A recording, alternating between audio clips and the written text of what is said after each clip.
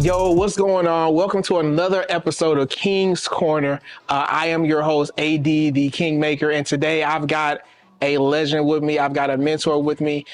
Before I introduce this guy, I want to tell the whole world how we met. Okay, I'll never forget my first impression of this guy. So I'm working in corporate America at this huge conglomerate. They've got over 250,000 employees. There's a lot of politics.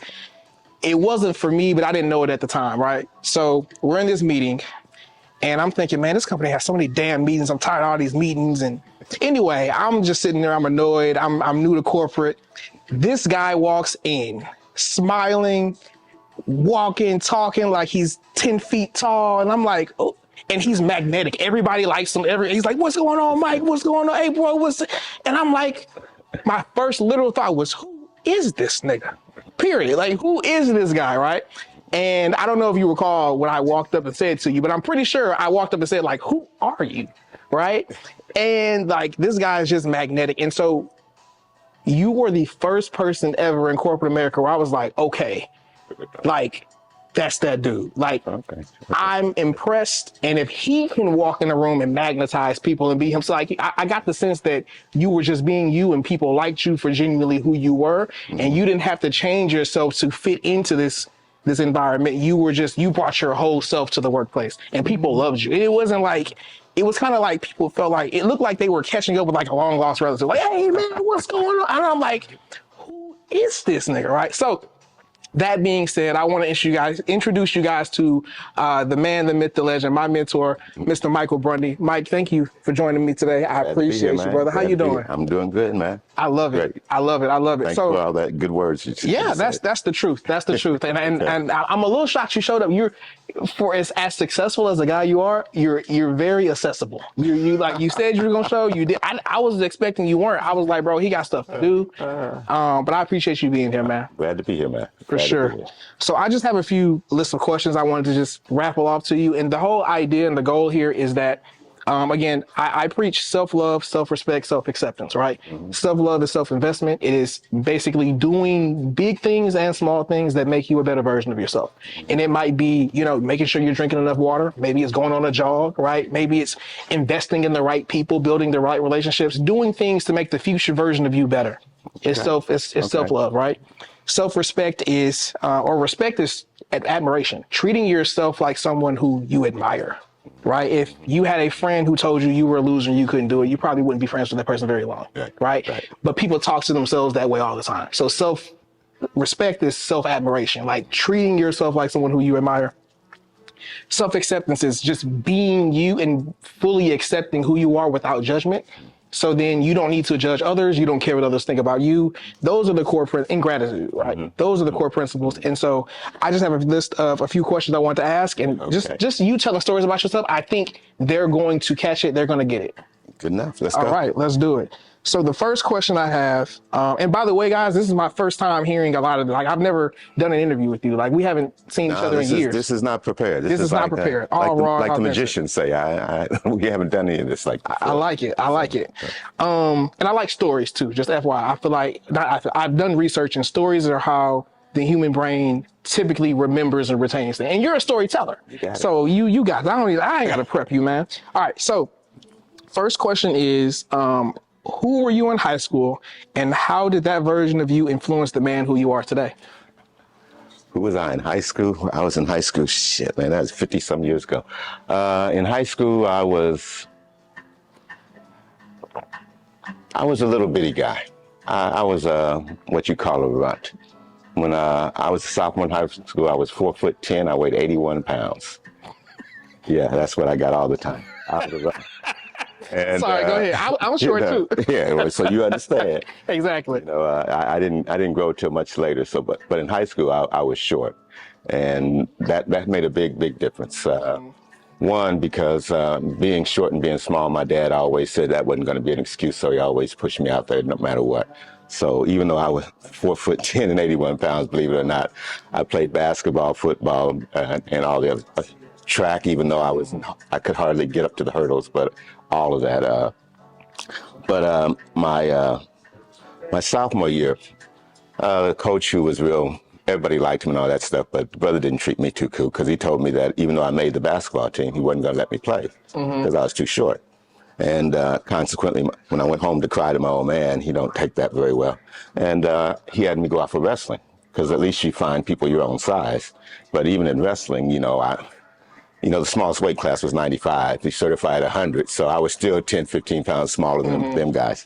But what happened was it taught me perseverance. I was always smart, so I didn't have to learn that side of life. But knowing how to handle yourself physically, being, quote, a man and all that kind of stuff, that was a big deal.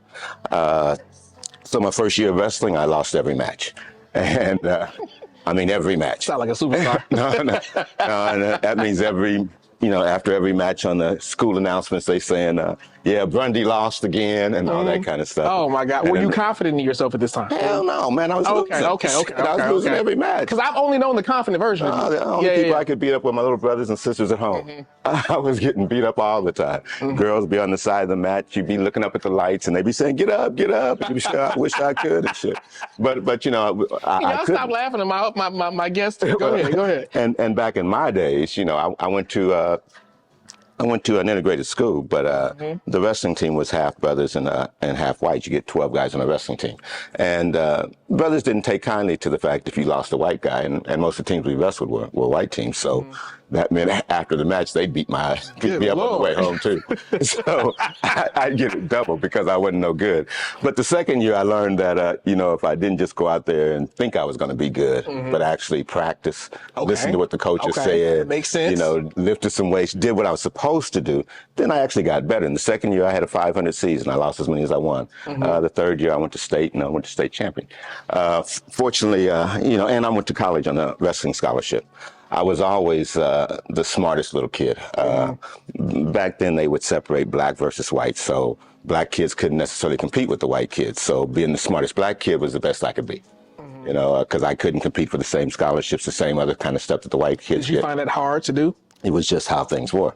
No, I mean being the smartest black child. Oh, no. It just came easy to you. No, it didn't come easy. Okay. I have two older sisters, and one older sister, Becky, she was 3 years older than me.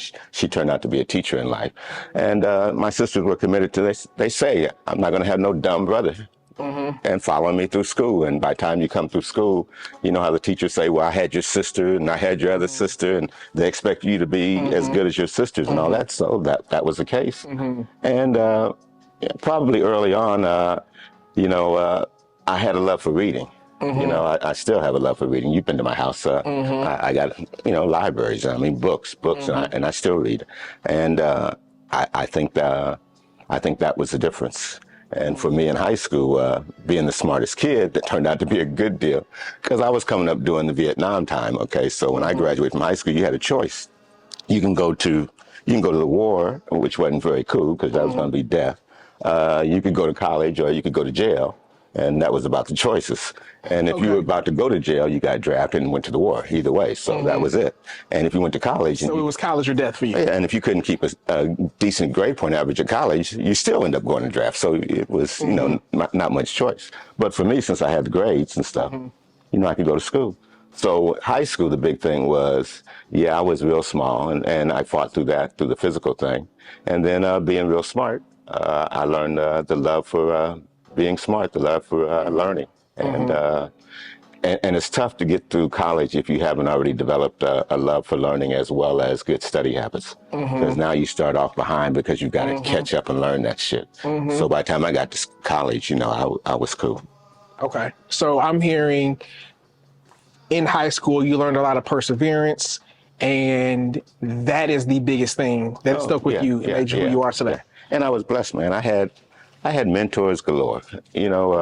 That's probably one reason I did it. I used to go to the barber shop, and black barbershops. Well, my barbershop was very, very special. You ever see Eddie Murphy had a movie about no brothers being up on the wall?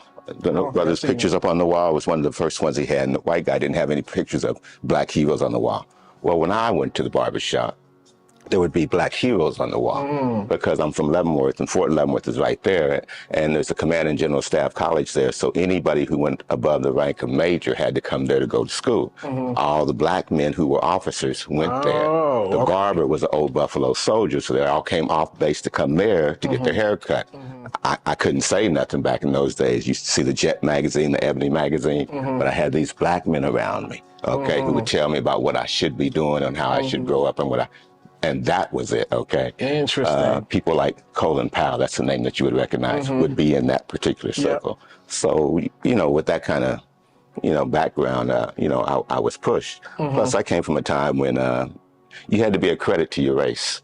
I don't think we say that kind of shit too much anymore. I see a bunch of niggas doing nigga shit. You couldn't be, well, that wasn't it when I know. And so I'm seeing it. I have a mentor now who I just signed a contract to pay him like $30,000. It's $30,000 per year. His highest level is like $150,000. I've already decided I'm going to pay it. And at his home, he has a picture of a wall of black excellence.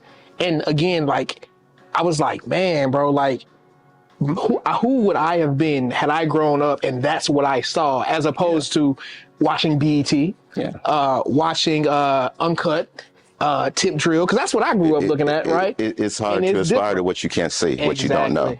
Exactly. And if you, for a lot of us, it might be there and you still just couldn't see it because of the blinders that you had on. You might have been a grandmother there with no education that had found her way to make it through this darn world without an education, and you didn't realize that, damn, that took some guts, that took some courage. We don't see that. We see the black generals and the superstars, but you might have missed some of those other ones. But I was blessed. I had God gave me two mothers, so he knew that I needed extra help. So I was at the Black Baptist Church and I was at the AME Church, and I'd be at one or the other, or both on every Sunday. I love it. And so, between school and between church and probably family, that made the big difference. Okay, so let me move to the next question then. So what do you feel was a defining moment in your life that completely changed your trajectory? Like a moment you'll never forget. Oh, well, I got a few of those, but probably the best one, getting fired from my first job. Oh, tell me about college. That. See, that's why I like you, because you're willing to go into the stories of failure. There was a time when I didn't want to tell the story, but when my first job out of college was in Joplin, Missouri. So that wasn't very many black folks there, and I wasn't that smart. I left college with my girlfriend. I'd hung around and did a year of graduate school waiting for her to graduate. I came out of there with a rider, rent a truck, her stuff and my stuff. She couldn't drive, didn't have much of nothing, didn't have a job, but she was my girlfriend and we were together and we hung out. And for the first couple of weeks, that rider truck was what I drove back and forth to work. I worked in Montgomery wards of all places. I lived in an apartment complex that I didn't know then, but it was Section 8, and I thought it was the greatest place I could be. I didn't have a car, and I had to give up my stereo as down payment for the car until I got paid, and that's how it started off. It was a time that turned out to be the most pivotal because my girlfriend left me for some nigga who had my dream. Okay. My dream was to work for a utility. Pause. You asked me. It's too much. Hold on. Okay, keep going. Keep living, man. No. I'm just saying, I'm caught off guard. Go for it. She left me for a nigga who had my dream, okay? My dream was to manage a rock and roll band or a jazz band or whatever, and work for Southwestern Bell because it was utility and a monopoly, and I wanted to do both of them. She found a nigga who was born on the same day as me or 2 days after, so he's a Scorpio, 5 years older and probably a lot more mature, but he was working at Southwestern Bell and ran the band. That had to hurt. I know that had to hurt. Yeah, it hurt. It hurt a lot, but that's how it was. She had left me, and my brother came to stay with me And we lived in a trailer court at the And you're time. saying that was the defining moment? Oh no, No, no, no, that that whole wasn't. year. No, that wasn't even close. Okay, okay, That wasn't okay, even okay, close. okay. Boy, you a good No, storyteller. Go ahead. because she had left and moved to Springfield, okay, and I was in Joplin. I was going back and forth, and meanwhile somebody takes her away from me, okay. My brother comes to stay with me because he's in college and he's having trouble at school, and he doesn't know what he wants to do. So he comes, stays with me, works for the Department of Agriculture, and drives my little Vega into the ground, going back and forth to work. Then he leaves. Well, we're living at a trailer court. And these white folks, they want to get rid of us the whole time because we're young and we party and we having a good time and stuff. And we drinking and everything that they don't like, okay? And but the problem is that one person owns a trailer, somebody else owns the land. So they couldn't get their stuff together to get rid of us. But when my brother left, they did get their shit together and they threw my butt out. Okay. And I lived in a little white ghetto down in Joplin with, where you got about this much space between the door and the floor. And if the neighbors got roaches, you got roaches. Okay. That kind of shit with a drain around the sink is rusty and everything. Okay. Humble beginnings. Oh, it was terrible. But, and I listened to all my friends that were back in the city and everything. Oh man, you smarter than all them white folks that you work for. You should just leave. Heck with them people. You could do better. Go to the city. And I was trying. I was going driving to Tulsa trying to get a job. I didn't know nobody, but I just drive up there, change clothes in the phone booth and ask if I could get a job, and nobody would hire me. But meanwhile, thinking that, I was all that, I'd take long lunch breaks and stuff and all that stuff. And one day one day I came back from a long lunch break, and the guys from headquarters that came from Chicago down to Joplin to talk to me. And I thought they were coming to give me a promotion. Boy, you were delusional. Huh? Well, go ahead. I thought, what my job was at that time. I was managing the men's department, and I was also instructing people and teaching them how to work the new computerized cash register, okay? Because up until then, they didn't have them. So I thought they were coming to give me a job up in Kansas City working in the data processing center. My dream was coming true. They talked to me about 3 or 4 hours, and they fired my ass. They fired me for stealing. What you steal? Well, I wasn't stealing what they said I was stealing, but I was stealing some other shit, so it didn't really matter. Okay, but why did it take 3 to 4 hours they were trying to get you to come out and say it? Just because that's how long interrogations be, man. When people want to be messing with you, they keep asking this, that, and the other, and try to say that I did something with some check when I was training people, and all. I didn't do that. Now, when my brother was there, I was stealing. He would come to the store and I'd give him a shirt and all that kind of stuff. But I wasn't stealing what they said I was stealing. I was stealing some other shit. Okay, but I got fired anyway. And I had to call my dad and call home. This is the bad part, because up until then, that was in November 7th, okay? And in September, my grandmother had died, and all of us had went home and went to Chicago for a funeral. And I was talking shit on my brothers and sisters. Oh, y'all had to come home. Y'all can't stay in the world. Y'all had to come home because y'all got pregnant, couldn't have a job. I'm tough. You said this before or after you got fired? This was in September, 2 months before. Okay. I was talking big shit. I'm the only one. And all of us had left home except my little brother, but all of them had come back home. They let you have it when you got back, huh? Oh, hell yeah. I called my dad and asked if I could come home. He said, yeah, I could come home. I only had $5 and maybe 5 joints to my name. And I went on home, and that was the end of it. And I left all my stuff there. And it was November 7th, because there's a holiday in November, Veterans Day or whatever. Me and my brother-in-law went back to get my stuff. And the old white landlady, she was, hollering at us as we ran down the driveway because we were escaping, getting out of town, So I've been there where you didn't have nothing and get run out of town and all that kind of stuff. And then I spent the next 30 days, 30 days, because Dad didn't play that shit. When you come home, you got a time limit. And you got to get out. And my brothers and sisters, they had been so bad that it really wasn't playing by the time I came through. One brother ended up in the service because he didn't get a job quick enough. So I was getting up every day, looking for a job like that was my job, 8 to 5. And I'd meet with my partners at lunch and at happy hour, the same Negroes who were talking shit before. And when I found out that them niggas wasn't no happier on their jobs than I was. But I had fell for the okie doke. And I started, because I'm messing up on my job because I'm listening to their shit. And now I'm out here looking for a job. And I went on 31 interviews, asking people to hire me. And every time they say, well, what happened to your last job? I said, I got fired for stealing. You just said it like that? Sure did. That probably didn't go too well for you, huh? My parents, my family, everybody said, Michael, that ain't the best way to get a job. But for me, it was a matter of repentance. I knew I didn't get fired for stealing what I had been stealing. But I knew I had been stealing. And I knew I wasn't a good employee. I was doing all that crazy shit. Yeah, yeah. So that was my repentance. And on Yeah. the 31st one, this lady named Sally Westbrook, she worked for AT&T at the time. AT&T and Southwestern Bell were the same, okay? Now I finally get the interview. Now, I'd been trying to get hired with Southwestern Bell before. I'd went to Tulsa. They told me no a couple of times and shit. Now I got an interview. Now I got to talk to that same old girlfriend who fired my ass. You got to talk to her? Yeah, because I'm smart. You don't go on an interview without preparing and talking to all your folks who've been there, right? She works for the company now. Oh, okay. She not the nigga that had my dream got her a job with my job. Oh, okay. Okay. All right. So I got to go ask her, what was the interview like? So what was what was your approach like when you went to her? Shoot, man, I can tell you, I got that stuff written in my journal still. I was so, that night before, I didn't know how my heart was going to take that stuff. I was so scared how she was going to take or whatever. And it turned out to be just great, and it was okay, and she was fine because she obviously didn't care no more about my house. And I got the job because the lady said, Michael, because of your honesty and because of your courage of saying that over and over, you'll never have to say that again.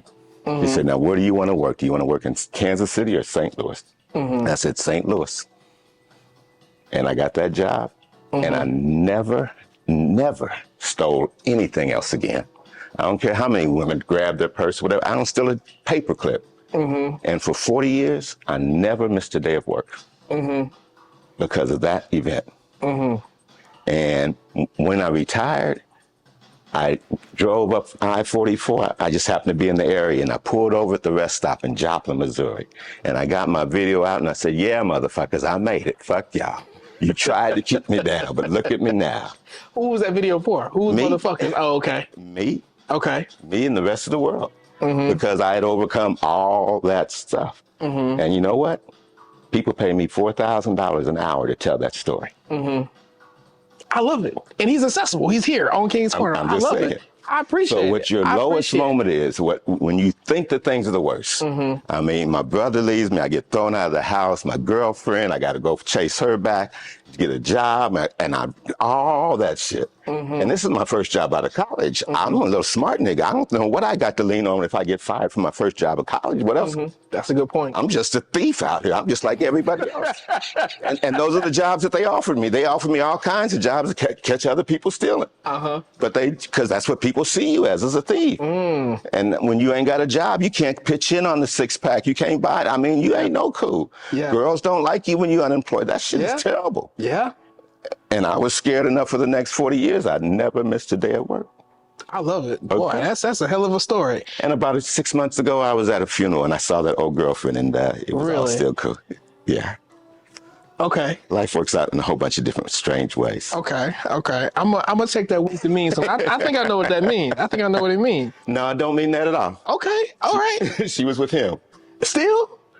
Him or somebody else, or I don't remember the story, but it was him. Okay. Okay. And he wasn't near as healthy as me. Didn't look near as good as me. Nobody doing what you doing at 71. That's what I'm saying. No, come on, bro. That's not even fair. That ain't even fair. You know it's not. Yo, my man, what up? Listen to me. I know you get tired of being in a sexless relationship. Or if not, I know you get tired of having sex with the same woman over and over and over again. Even if you love her. I know it becomes boring. But don't worry, I got you.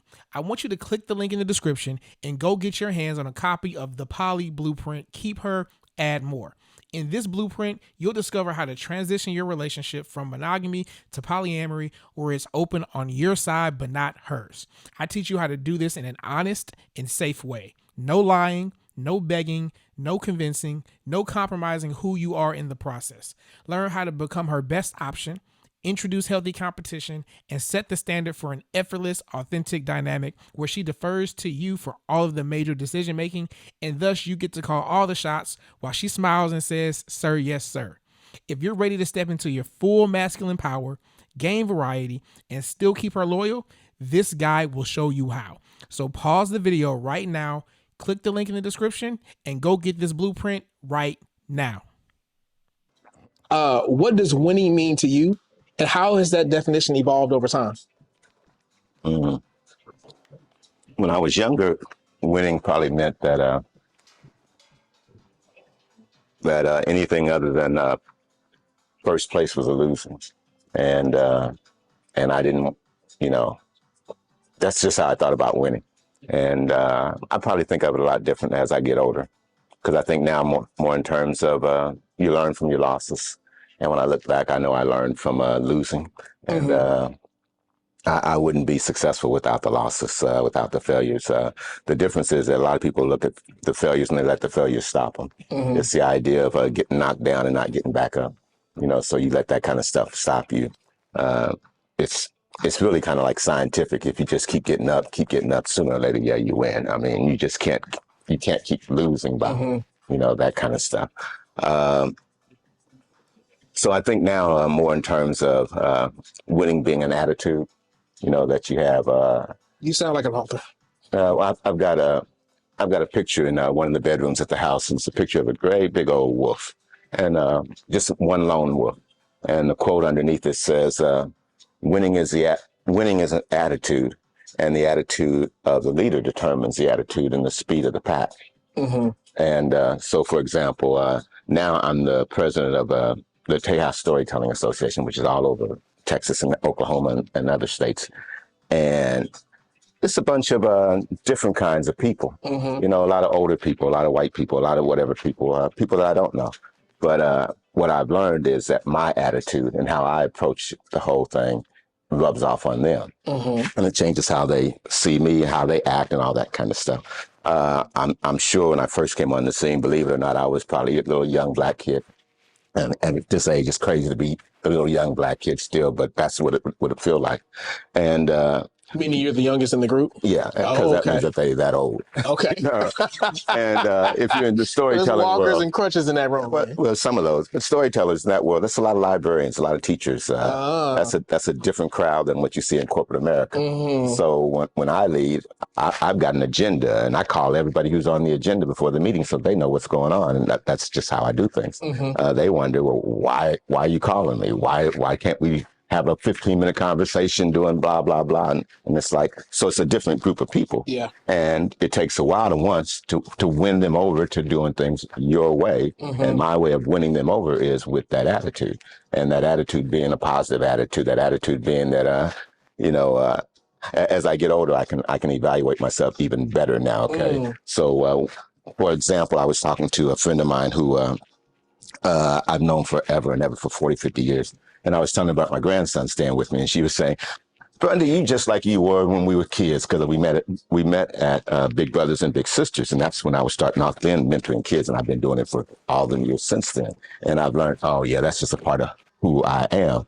And so, like with this organization, I find myself doing those same kind of things that I would do when I was running corporate America. That kind of stuff, trying to be personable with people, or how I run meetings, making sure I don't ask people to do nothing that I can do for myself.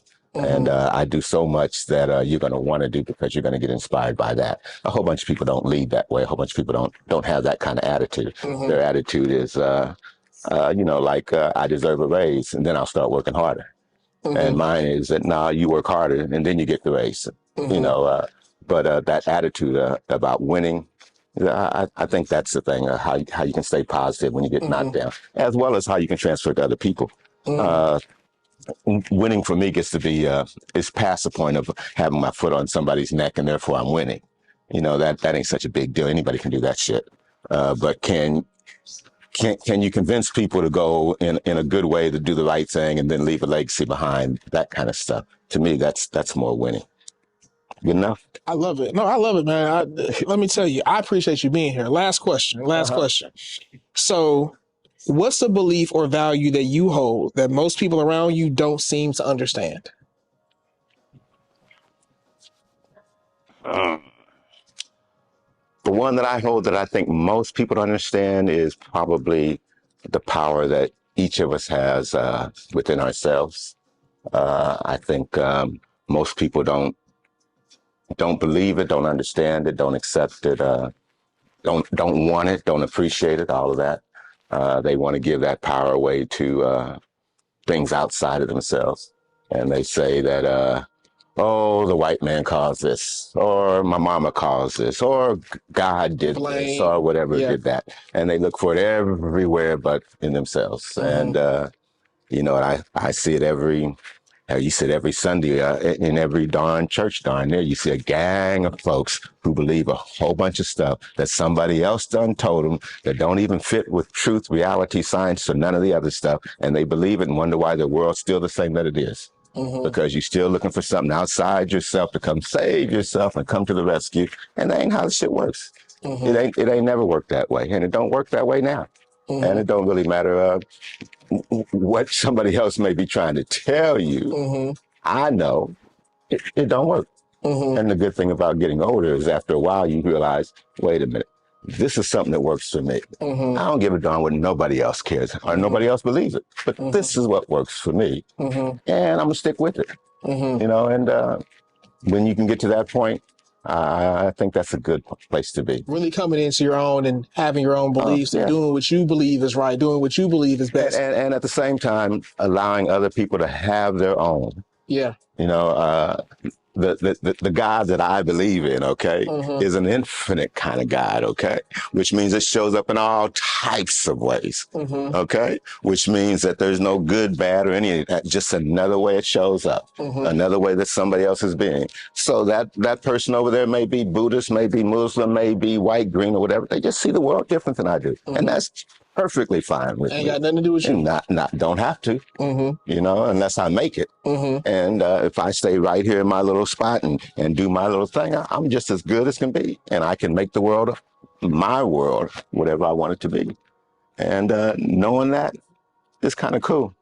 And when you know that, see, that's when you can drive on the highway and you let them fools pass you by and you don't get upset because you know that either life will take care of them and they'll be in an accident, the police will get them, or it ain't none of your damn business. And they don't forget about you as soon as they down the road. So why have them all in your head? You know? So when I know I said that was the last question, but now you got me thinking. Go ahead. At 33 now, really 32, I just turned 33. I'm coming to that. I agree with everything I'm hearing you say. Everything, right? And it's clicking for me now at 32. I'm curious to know when did that I control this. I ain't got no control over none of that out there. I'm not even worried about it, nor am I worried about what they think about me because I love me and I'm that nigga. When did that, and not in an insecure way, because you can have a big ego. But it comes with time. It's like you were talking earlier about me walking in the room and everybody says that's the guy and all that. That wasn't always the case. That comes with time. To me, okay, it comes with every day working out, exercising. That's why you look healthy. You know, every day reading books. That's why you're smart. Every day keeping up on current events. That's why you know what's going on. Every day being generous and giving to other people. That's why shit comes your way because of that. You know, at 33, you know, you ain't even half my age. Not even half my age. That's true. Matter of fact, I got shoes older than you. You wanted to get that one off. Yeah, I've been waiting on that one. I got shoes older than you. So here's what I can tell you about it, okay? And because one, you know, it's just like I would tell one of my kids, I don't get up in the morning to tell you something that will fuck up your day.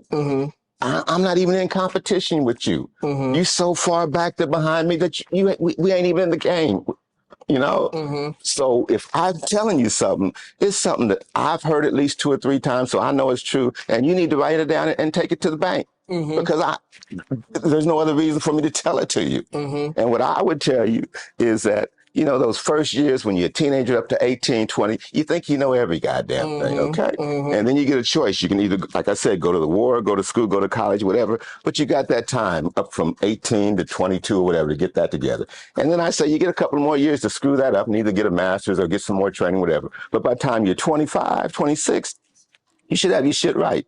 And even if you got your shit right then, it's still going to take a few years, okay? To really get it going. Yeah, and to me, if you're smart, well, you know, you give yourself some time, say from 26 to 35. You've had about 10 years where you out there playing the field, doing what you do. Finally, you got your lady, she 30. because women mature faster than you. So you don't want nobody that's older than you. Just 30, that's a good age range, 35 to 30. And then you start. You take about 5 years and y'all have a good time and just enjoy yourself. And then you get married and start bringing kids in. Now you've already started that and you already know that you can't do shit now without considering the kids. It was fun when you could do stuff and it was just you and your woman. I'm a little different. Now you got to take your kids. I'm a little different. Or you got to do something with the kids. You can't just leave them laying around, right? I do what I want to do. Yeah, but you got to, but you got to deal with the kids too. And if you just do what you want to do and say you ain't doing shit with the kids, then how the fuck the kids gonna have a man in their life? I want to do things with the kids, so therefore I do. But my rule is I have to want to do it. Yeah, but you said it as if, oh, that's her shit first.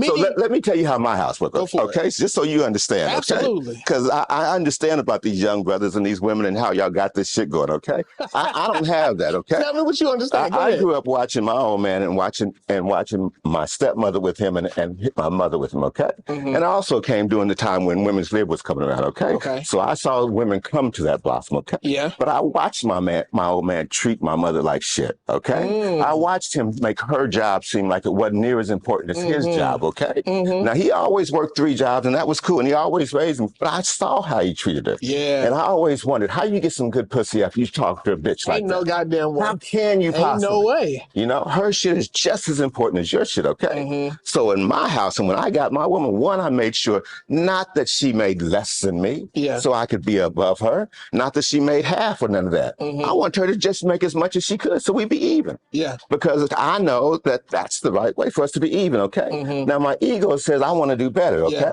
So I want somebody that's going to push me. I don't want nobody making half as much as me. That ain't no push. I want somebody making as much. That's a push. Okay? And that's how we do. So mine makes a lot, and she pushes me like that, okay? Yes. But at my house, I'm anal. If there's a piece of lint on the floor, I'm bitching. Why ain't this doing? Why ain't this done, right? So at my house, I do all the cleaning. All the cleaning. I wash all the clothes. I iron all the clothes. I sweep all the floor. All of the cleaning. You hear me? Only thing I don't do is I don't cook because she cooks and she's a better cook. But I do all the cleaning, okay? When she finishes cooking, she sits her ass on the floor, smokes a cigarette, and pours a glass of wine, okay? But we got that balance. We know what works, and it's not no shit about male roles and females roles, and that's what she does, and that's what I do, and she's submissive to me, and I'm none of that bullshit. Long term, that shit won't work. And I hear people do it, whether they come out of the religious thing or they come out of this new young male thing that they think, whatever, but that shit ain't gonna work. I'm just telling you, long term, baby, I've been there. I got you. And I've been with the same lady for more than 40 some odd years, okay? And it ain't a marriage license that keeps you there. That's true. Mortgage will keep you there longer than a marriage license will keep you there. That's true. You know, having somebody that you can actually, I got friends and I talk to them, they don't even discuss their budget with their woman. They don't even discuss their finances. You know, I got a lady who can make money just appear. And she does that because of budgeting, because she's smart. She's as smart as me. So we got 2 smart heads. If I had a dimwit, you know, then what would I have? We'd have 1.5 instead of 2. You know, so my lady, for sure, my main lady, that's the category. Now my number 2 might be a little different, you know, because I like somebody. I like somebody like that, like your wife. Do you think there's still those? Do you think those versions are still out here? Oh yeah, you just have to know where to look. It's just like you were telling me about you're making young brothers who did. I got 2 young men who live in my house. Okay, one's in Coast Guard Reserves. Okay. He got 4 years of college done in 3 years. He's working on his graduate degree. He works as a manager at AutoZone, okay? And he does anything else that he can on the side.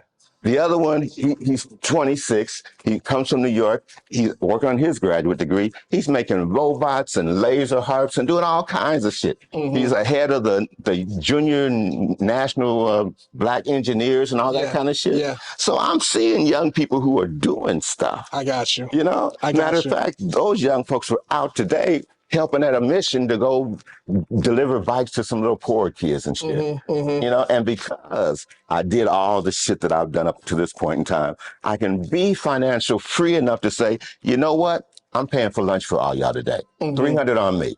Okay. Love it. And that encourages them to keep doing the right thing, as well as gives me a sense of doing the right thing. But all that stuff about, men up here running some shit and ladies, that's crazy to me. I want an equal part. I want somebody who can run just as fast. And I want some good pussy. And when you treat people like that, you don't get none. I mean, it just don't work. And that's just synonymous for just saying having a decent relationship. I love it. No, I'm in agreement. I'm in agreement. And we're going to have to do a part two. Yeah, I told you, I get a sympathetic ear. I will wear it out. All right. So, Brundy, this has been fun. Okay. We're obviously going to have to do it again. Where can they find you? Where can they find your books? Where can they find your services? Okay, you can find me at online, okay? And what I do mainly is I do public speaking, motivational speaking. I tell stories. My website is, I can't say www. Yeah, you can go for it. I sound too old. www, not www. www. Hey, if you can remember Stories by Michael, you'll find it. Storiesbymichael.com. That's me. And then you can also find my books. This is the first book that I wrote. It's called Lessons I Learned About Life. I thought it would be nice to write something for the young people in my life so that they would know the lessons. They don't listen to you now, but maybe they'd go back and read it later. I didn't really want to put my picture on the front, but some people told me that it's really important for black kids to see a black person's face on the book. And that's what that was about. And it also works as a good business card if you're going to be into public speaking and stuff. My old man told me, though, that even as small as this book was, that he couldn't read it. I told him to sit it by the toilet. That way you get more opportunities to read it. But also that meant me come up with a quote book. So this is a book of quotes. And then my third book was this one. The first two were published, and this next two were self-published. This is just messages, just a bunch of essays of things that I wrote. That's how you walked in the room, just looking just like that. One button undone. Who is this? In corporate America. This is the most recent one. It's called Make a Point, Tell a Story. Tell a Story, Make a Point.